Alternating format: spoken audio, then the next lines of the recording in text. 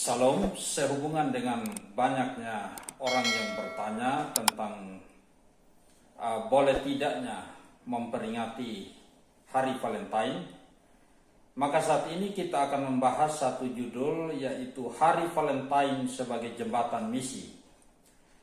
Setiap bulan Februari banyak orang sibuk dengan perayaan Hari Valentine yang ditandai dengan berkirim kartu ucapan kepada orang-orang yang disayangi.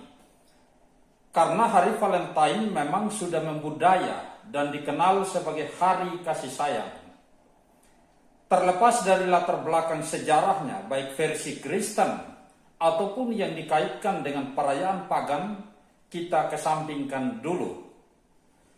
Sesuatu yang sudah membudaya bisa dimanfaatkan sebagai jembatan misi sebenarnya, dengan cara memberinya makna baru dan menjadikannya sebagai momentum untuk memberitakan kasih Tuhan kepada dunia yang terhilang dalam kuasa dosa, ikatan iblis, dan kematian yang kekal.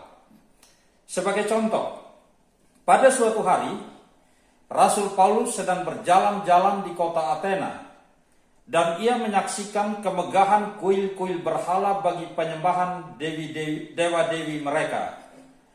Lalu Paulus mendapati suatu mezbah sebagai tempat persembahan kepada dewa yang tidak dikenal. Dan mezbah inilah yang akhirnya menjadi jembatan misi bagi Paulus untuk memberitakan Injil di kota Athena. Hal ini dapat kita baca dalam Kisah Para Rasul 17 ayat 22 sampai 23. Versi literal berbunyi demikian. Dan Paulus dengan berdiri di tengah-tengah sidang Areopagus, ia berkata, "Hai para pria, orang-orang Athena, dalam segala hal aku memandang kamu sebagai orang-orang yang sangat beribadah.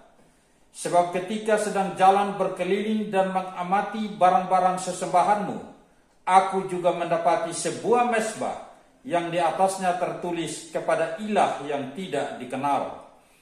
Oleh karena itu, yang kamu sembah, yang tidak dikenal, dia inilah yang aku beritakan kepadamu."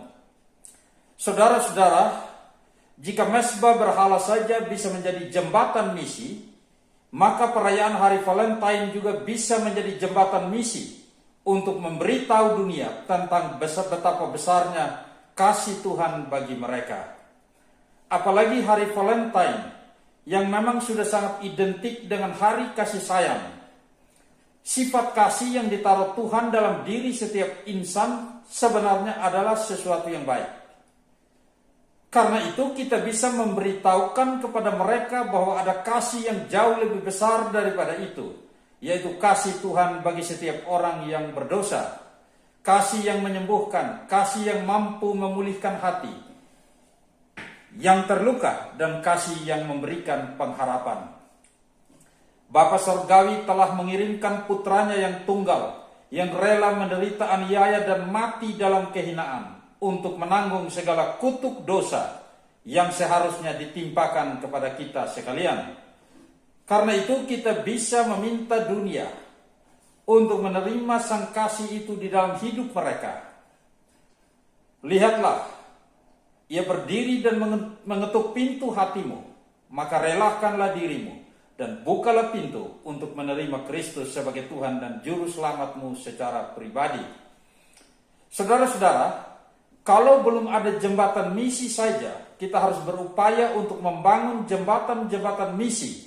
Padahal ada banyak jembatan-jembatan misi yang sudah terbangun dalam budaya yang bisa dijadikan, yang bisa langsung dijadikan digunakan dengan efektif dalam rangka misi penyelamatan bagi yang terhilang, termasuk menjadikan Hari Valentine ini sebagai jembatan misi, khususnya bagi anak-anak muda, karena semua hari adalah milik Tuhan yang harus dikembalikan untuk kemuliaannya.